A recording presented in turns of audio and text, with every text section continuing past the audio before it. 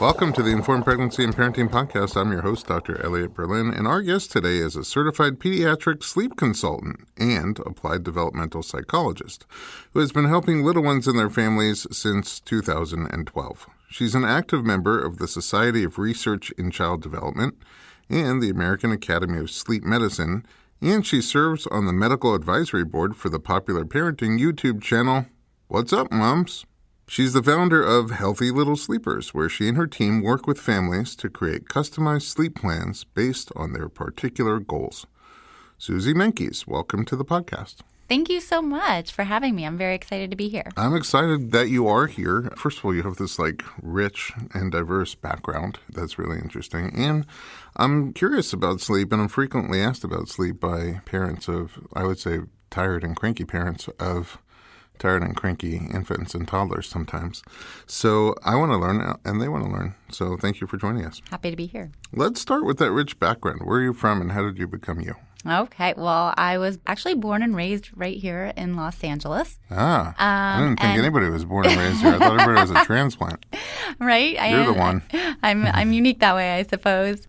Yeah, so I've always been interested in working with kids, and my role with kids has evolved over time as I evolved as a person. And I went back to school to get my degree in applied developmental psychology.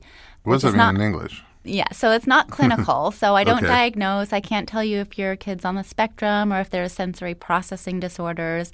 My practice is grounded in evidence-based research. So it's taking any particular area of everyday life and taking basic research and using that to inform your decisions and solve problems. So sleep is one of those. The motto for the Informed Pregnancy Podcast. We couldn't be more aligned. There you go. Which is a chiropractic term. Yeah. So, you can go into media research, like children's preschool programming. So I used to study that.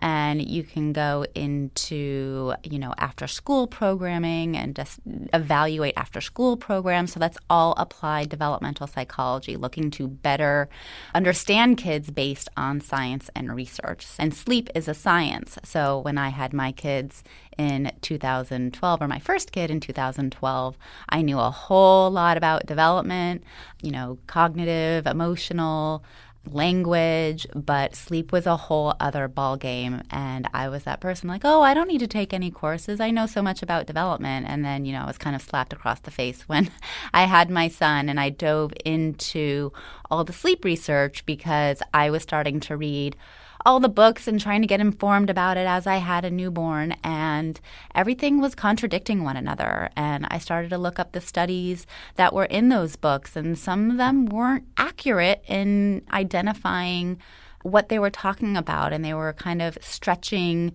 that fine line of what kind of scares everybody of traumatizing your kid when you're sleep training, right? There's that big misnomer of hurting their development, and that's not necessarily the case. So I dove into the sleep research and figured it out on my own, and from there, Healthy Little Sleepers was born. I started helping other families really understand sleep in their little ones and how babies are different. So interesting. Do you have siblings?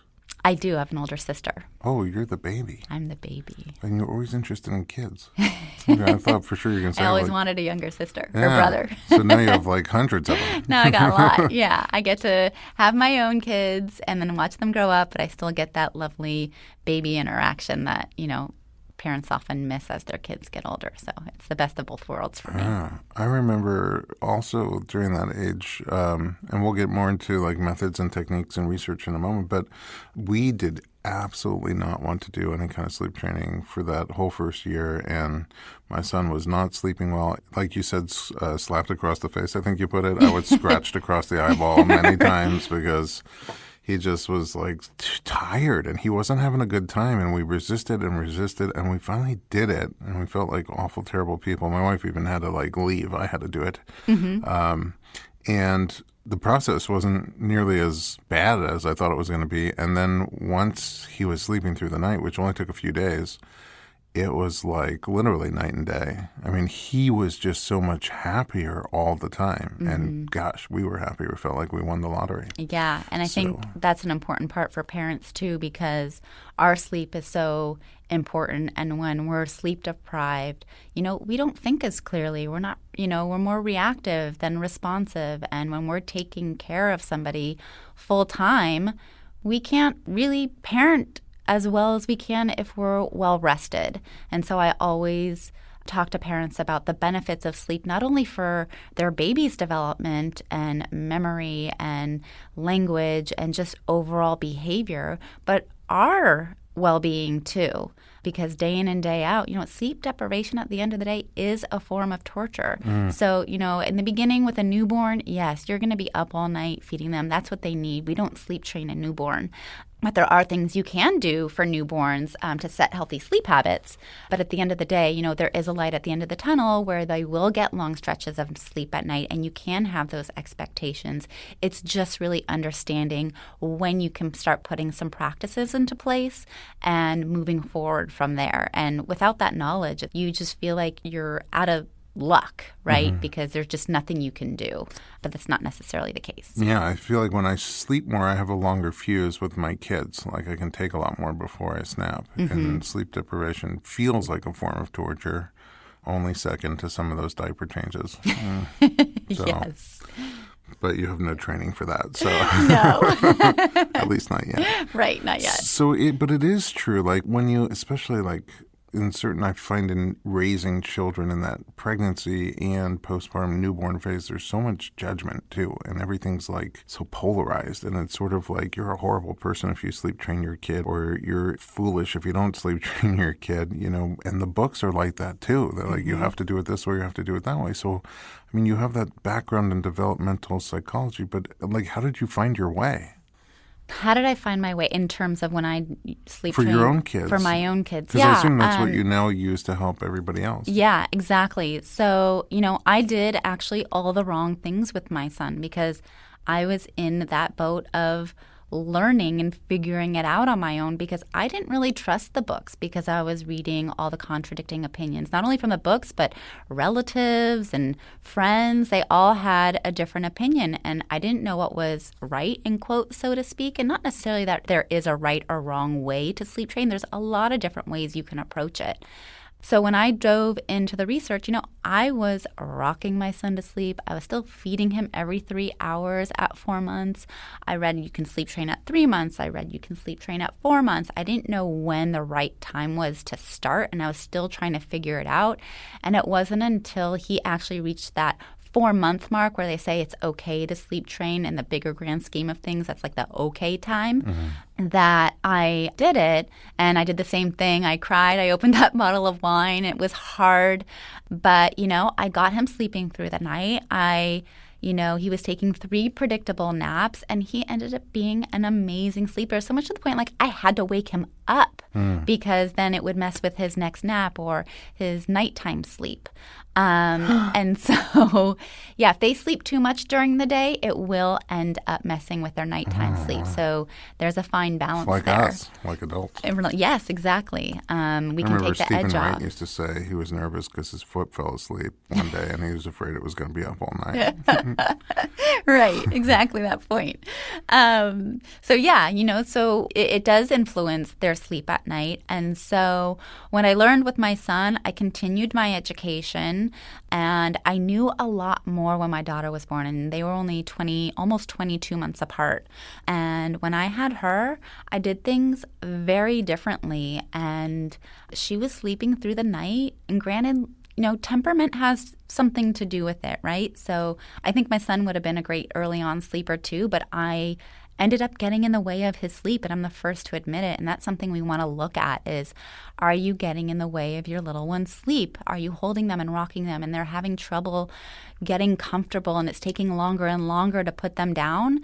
Then that's a sign you might be getting in the way of your little one's sleep. So I knew all the signs. I knew the science of sleep for newborns and what to do. And she was sleeping through the night at 8 weeks of age. And I remember one of the things that happened that kind of pushed it forward too, which I was like, wait a second, my baby, was I had to go out to a business dinner with my husband, and the babysitter put her down in her crib instead of the bassinet next to my bed. And I'm like, no. And of course, I didn't want to wake her up when I got home.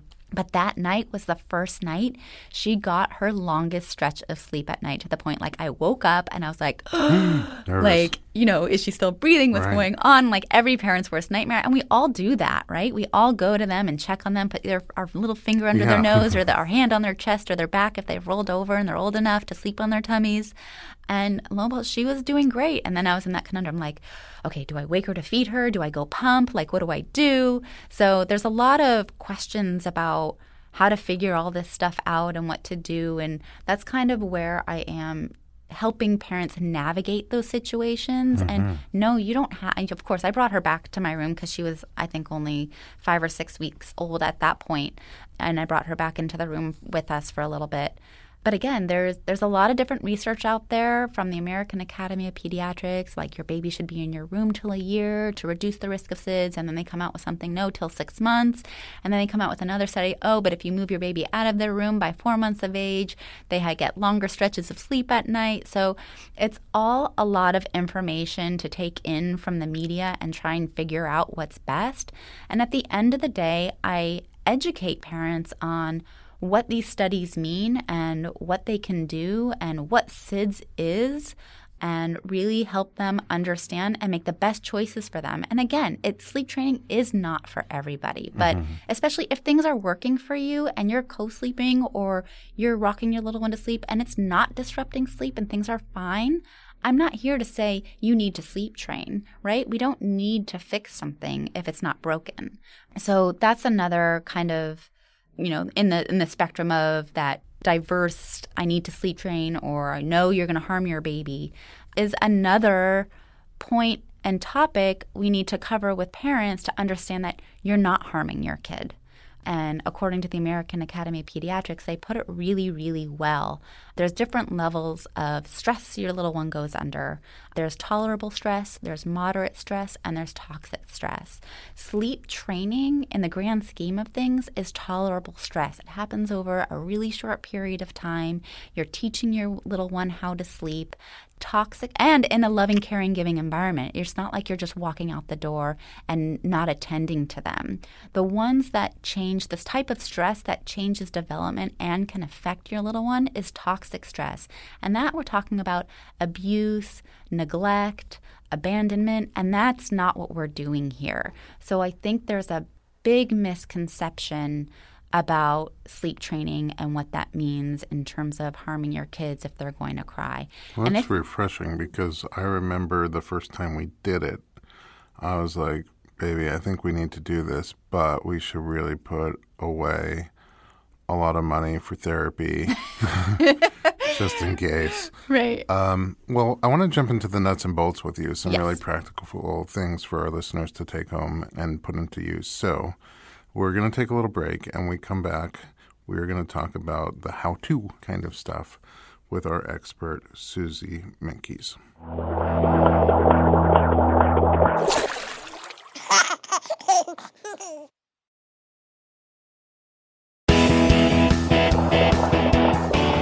Welcome back to the Informed Pregnancy Podcast. We're talking about sleep with Susie Menkes. All right, let's talk about some nuts and bolts. You call your program Mastering Newborn Sleep. Is that different than sleep training? Yes, absolutely. So the Mastering Newborn Sleep online course that I have is all about newborn sleep. It's not for older babies, 4 months and older. Newborn sleep is very, very different than 4 months plus, because they aren't born with circadian rhythms, which is our sleep rhythms. So they're not born with. They are not born with sleep rhythms. So in the womb, they're just up and down whenever. Yeah, they're up and down, and even when they come out, they don't have these rhythms. So a lot of parents experience what's called day-night confusion, where they are sleeping during the day and then up all night. And that is part of that kind of backwards rhythms. But there are ways you can help change those rhythms as they start to develop closer to 3 months of age. That's when they start coming together. And that's kind of what I go over in Mastering Newborn Sleep. So I cover everything from coming home with your baby, kind of what to expect. So if you're expecting, kind of what you need to do when you come home, newborn sleep cycles, what they're like and how they're different. I go over different newborn common sleep challenges that you might face.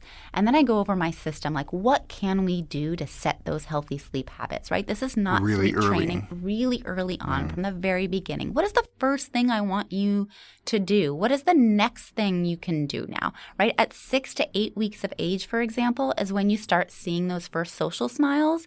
And that's a sign that your baby is starting to make connections, not only with you, but to their daily environment. So that's a great time to start setting a few routines right before you swaddle them up and put them down for sleep, because those 3 things are going to be their cues that sleep is coming. So it doesn't have to be complicated. It can be super simple. You can turn some white noise on, swaddle them up, change their diaper, swaddle them up, sing them a song, and put them down for sleep. And babies thrive on routine, and it's those connections that they're making with sleep at that age so early on. So you're saying every time before you put them to sleep, you just do those things, but you don't force them to sleep because you've done those things. Right. You can put them down. You can hold them, right? The newborn stage is a time for bonding. That's why there's no sleep training. We're not letting them cry to sleep. Obviously, if you need to, if your baby is fed, burped, changed, swaddled, and you put them down because you have to go to the bathroom, let's say, and they cry for a minute before you come back, it's okay. You can pick them up, settle them down, try and put them back down again, or you can hold them for that sleep, right? So there's no rhyme or reason or need, or we shouldn't at all sleep train newborns. And one of them was because of the sleep rhythms, and the other one is because they don't produce melatonin, which is our natural sleep hormone that we produce. So when they don't have it, that's also another reason why they're going to have day-night confusion. However, the good news is moms produce melatonin, and it's in the breast milk. Oh, nice. So if you are nursing, you do have that benefit of your little one not only getting all those great antibodies, but not everybody can nurse. So there's another dichotomy we can always go into there. But I'm thinking like Shark Tank product, new baby formula now with melatonin. Oh my gosh. Well, that's synthetic. That's not, it's very different. Oh, it's not the same. Yeah, no. I'm not recommending you give your newborn or any baby PM formula. melatonin. Caveat there. I'm not recommending that. I hear you. But I hear you, right? New Shark Tank thing. And so that's another reason why we don't sleep train newborns. But they can develop and start developing melatonin around the 6 to 8 week mark again. And that's when you can start seeing those longer stretches of sleep at night. And you're probably going to get only one long stretch of sleep, and you want that to be at nighttime. Hey, sharks, who wants to help babies sleep like a baby? Call me. I'm working on my pitch. So what happens then after the newborn phase? After the newborn phase. Okay, so moving forward after 4 months. So you possibly got into some helping ways like I did with my son, unless you take my program. And, that's very common because it's really hard to hear your baby cry, or, even if they do cry, right? Newborns, we're not letting them cry. But if they do cry for a minute, not the end of the day. But we probably got into some helping ways, whether it's rocking, bouncing, holding, a swing, I would car hold the ride, car seat stroller. and swing it back and forth until my tendonitis would flare Yeah. up. Oh, I had to wear those like bowling gloves because my wrist hurt so bad From so much holding. from holding him and bouncing and rocking him so much. Yeah. So good for the chiropractor. Right. Newborns, I recommend them to Physical everyone. therapy. Yeah. Experts there. Yeah. So then once you get over 4 months and your baby weighs at least 14 pounds, you can start putting some practices into place using different approaches to help them learn to fall asleep independently. And that is the number one thing that your baby will need to learn to do in order to get good rest. And that's kind of the hardest one of all, is learning to fall asleep independently and returning to sleep independently. So that is without your help. That's not saying without your presence or your ability to be there. Like, I've been in the room with parents, with the baby, while they're learning to sleep. We held them over the crib. I just did a little boy last week who was a 13-month-old co-sleeper, and he slept in his crib for the first time. So I was in there with mom and dad, or no, just mom, and he was having a hard time. But you know what? He was crying. We were there. I was holding him over the crib, hugging him, right? He wasn't left alone. He just never learned to fall asleep on his own, let alone in his crib. So when you say holding him over the crib, you're not. I'm not holding him up. So he's standing, right? So he's 13 months old. So he's standing there like crying. An embrace. So I just, like embracing him, Okay. just like a shh, like I got you. Right. And he would calm. And so then we would like sit there quietly. So there's a lot of different approaches we can take in sleep training. And I think parents think that there's that myth of sleep training. You're going to let your baby cry and you're going to close the door and say, see you in the morning, or check on them every few often. And, they just have to figure it out on their own. There's a lot of different approaches, and it has to do with what level of parent involvement do you want to have. And we will put a plan together based on what works for your family. And sometimes there's pacifiers involved, or getting rid of the swaddle, or all different things. And so I customize plans for parents and help them and walk them through that, so that they feel comfortable, right? Because they're the expert in their child. I'm the expert in sleep, and I want to work with them so that both they can be successful and their baby can be successful. Because I'm not just going to tell them to do something that they're not comfortable with, because they're not going to succeed in that. So it's good to know that there is variety. Like, it's not so polar. You don't have to be like for sleep or against sleep. Yeah. You can have the way your family operates and the way you want to raise your child and incorporate a sleep program into that. Absolutely.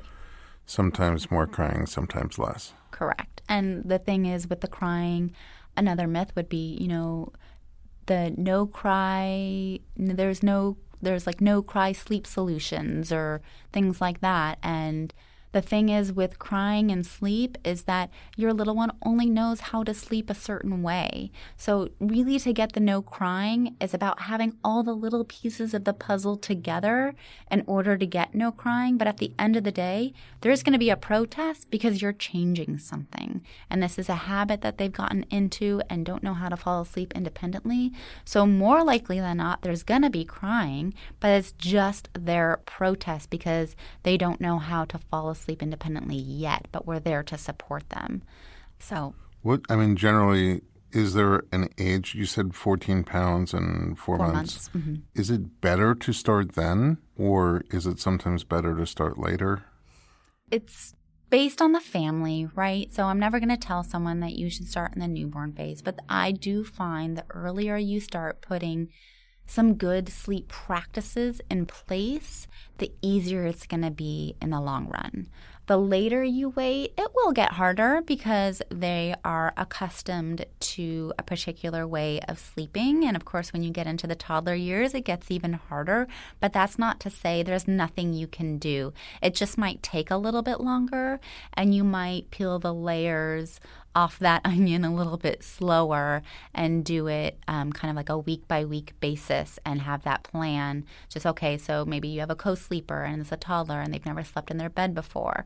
So maybe you get them this new bed and you get them all excited about it, but they've never slept there before. So maybe you start sleeping with them in their bed first instead of your bed. So let's get them comfortable in their room, in their bed, how they're used to sleeping in your room. And then you kind of peel those layers off and as you back away. I also find parents sleeping in the toddler bed is very good for the chiropractor as well. You don't quite fit in their bed, It's not meant for you.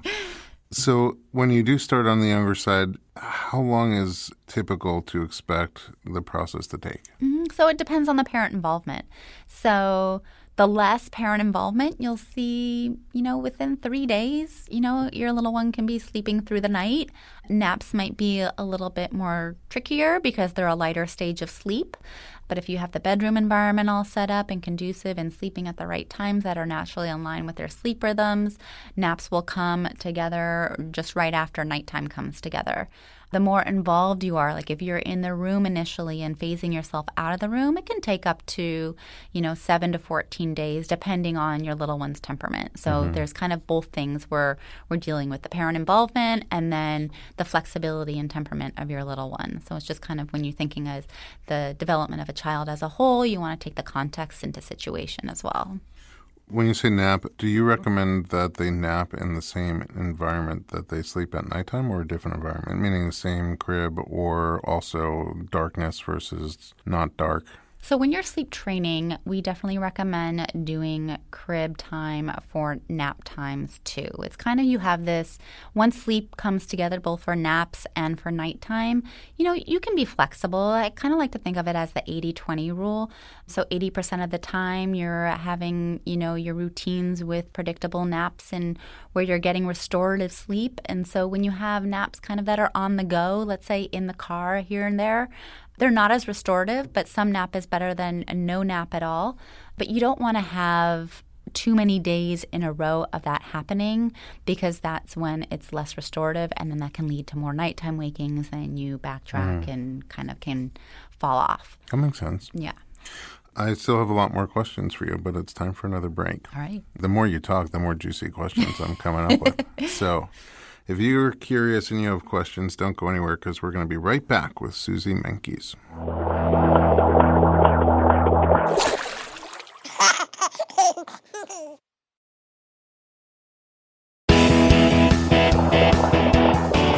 Welcome back to the Informed Pregnancy Podcast. We're talking sleep with Susie Menkes. All right. How much sleep does a kid need at the different stages, roughly? Okay, so while quantity of sleep is important, so we can talk about numbers, but I also want to make a point that quality sleep is also almost more important than the number of hours. Okay, that's interesting. So for newborns, you can expect somewhere between 14 to 16 hours of sleep. And for, let's say, 4 to 18 months, so that's when they're taking anywhere between 3 to 2 naps, anywhere from 12 to 16 hours. 12 is on the low side.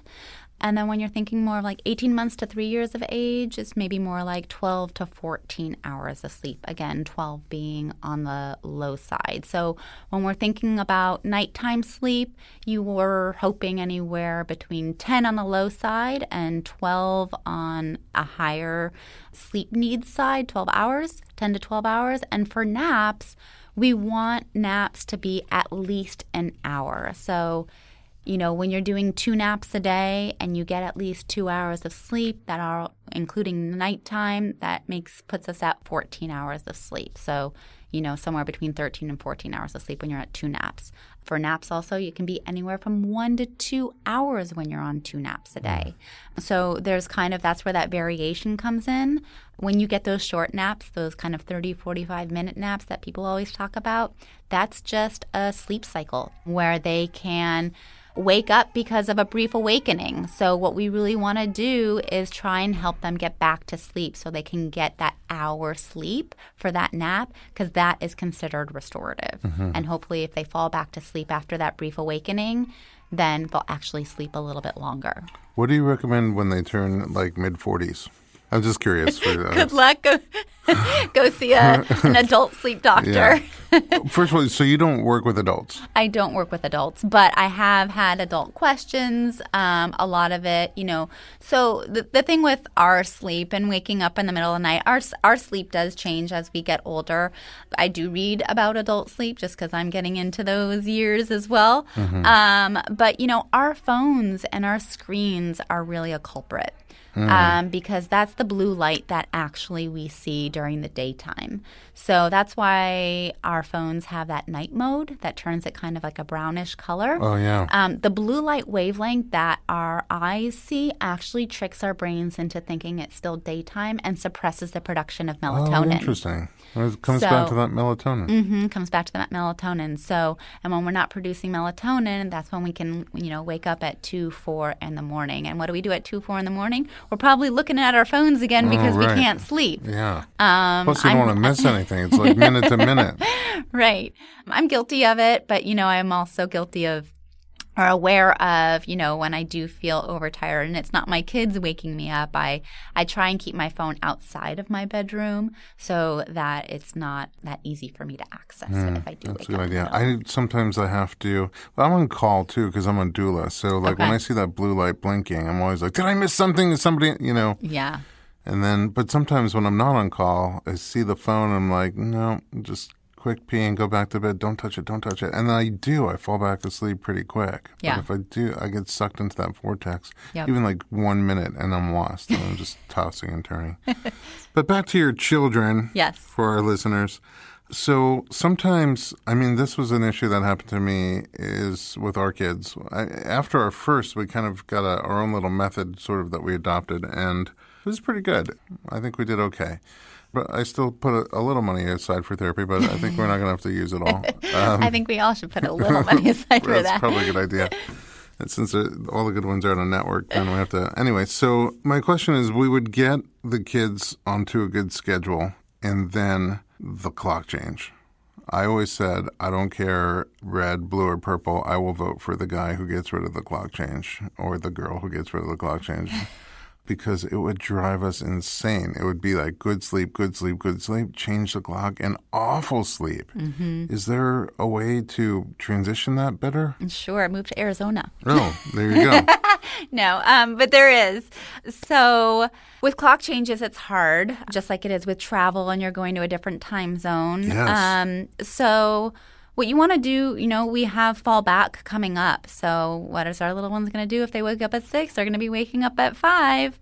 So we can transition them slowly. So the week before, if you want to do it slowly, or you can do it cold turkey, right? If your kids are in school, I would say kind of do it slowly because you don't want them to be super cranky for that first day of school. So when you move the clock for them prior to that clock change, you do it in 15-minute increments. So it's really, really easy. And you change everything, including... For how long, though? For the week before. So the first 2 days, you change it, first 2 or 3 days. That's what I mean. So like 2 or 3 days at a time. 15 minutes, and then another 15 minutes, right? And then another 15 minutes. So by the time you get to that Saturday night, that Sunday morning, they're waking up at a different time. So now if your little one's a little bit more sensitive, maybe you start 2 weeks before and spend 4 days of doing things 15 minutes earlier. And then the next 4 days doing things 15 minutes earlier. So when you change that, and it's not only changing their bedtime and their nap times, but their feeding times too. Oh, everything. So food too, because your hunger metabolism coincides with sleep.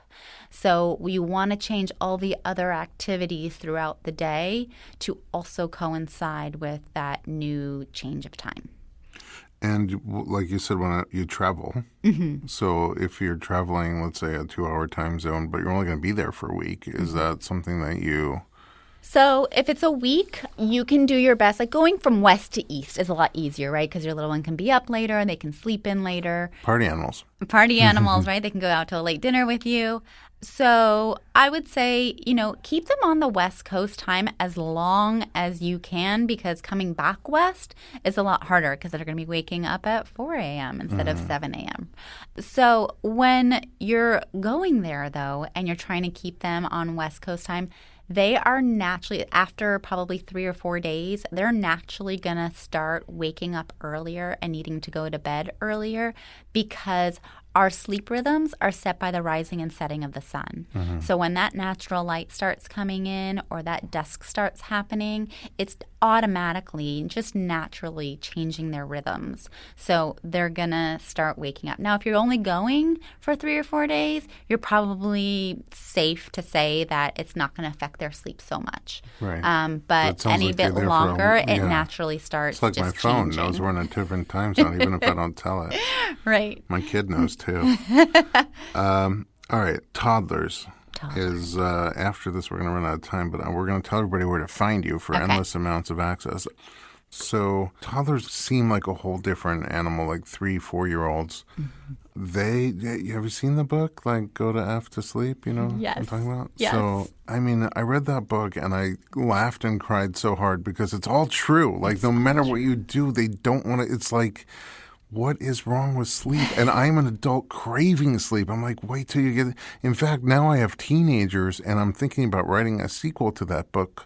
And I'm calling it Wake the F Up because I can't get them out of bed. I'm like, it's like an avocado. Not ready, not ready, not ready, black and totally not usable.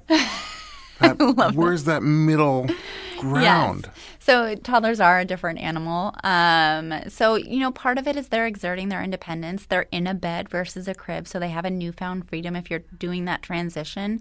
But a lot of times what happens with these bedtime battles is that they're going to sleep a little bit too late. So when you start seeing those sleepy signs, sometimes by the time you get those pajamas on and into bed, they've hit that overtired state. So now they're operating on adrenaline and cortisol and had that second wind and all of a sudden are bouncing off the walls. Oh, there's no way. So there's like no turning back. It's a lot harder and there's a lot more pushback and there's a lot more coming out of the room and then, our tempers fly.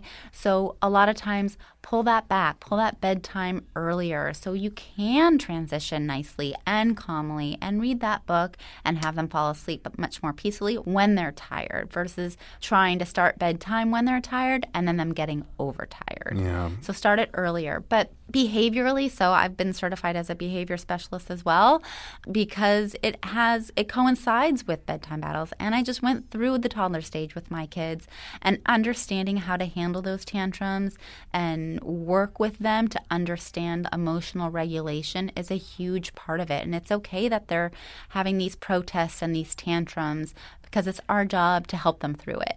So there's a fine balance of, okay, tonight you're having a hard time. I'm going to sit with you until you're ready to fall asleep, right? So the more we react and aren't responsive and our temper starts going because we get frustrated because we want to move on with our night, it's not going to help us. So, take that deep breath that we need to take and just say to yourself, okay, tomorrow will be a new day. I'm going to start it a little bit earlier tomorrow so this That's doesn't really happen. good advice because I can see that movement. Even still, my younger kids are 9 and 11 years old. I can see that moment where they're getting tired, and we probably should go to bed, but we're having fun.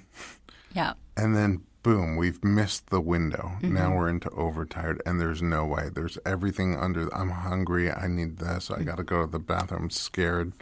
There's all the requests. Ghost under my bed. Yeah, I didn't do my homework. Oh, I want to do homework. I'm like, what? Okay, you're overtired. Any excuse under the sun. So that's a really awesome piece of advice. Right. We're out of time. Okay. But I learned a lot. It's been lovely. Thank you. I really love your approach. I think you. it's really great. I love purple when it's not all red or blue, or grays, it's not all black and white. It's just, I love being able to take a level-headed, reasonable approach and to also say that every family and every kid is different and you don't have to treat them all the same. No, definitely not. I not. have this question. Where can we find you online? I love it.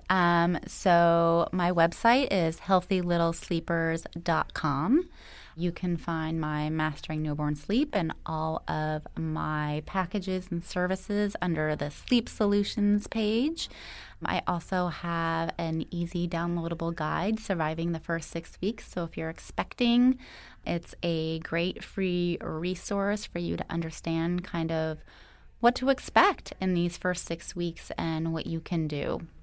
But you work with people from everywhere. Everywhere. They Yeah, I don't have clients to in be Germany, sunny Australia, California. New York. Yep, all over the place. Yeah.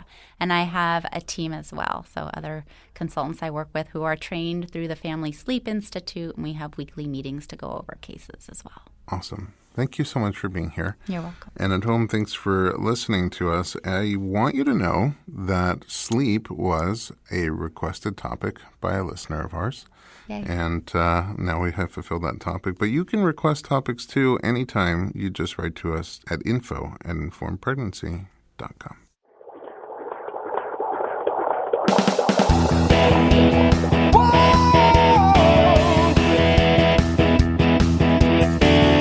Doctor, give me the news. I got a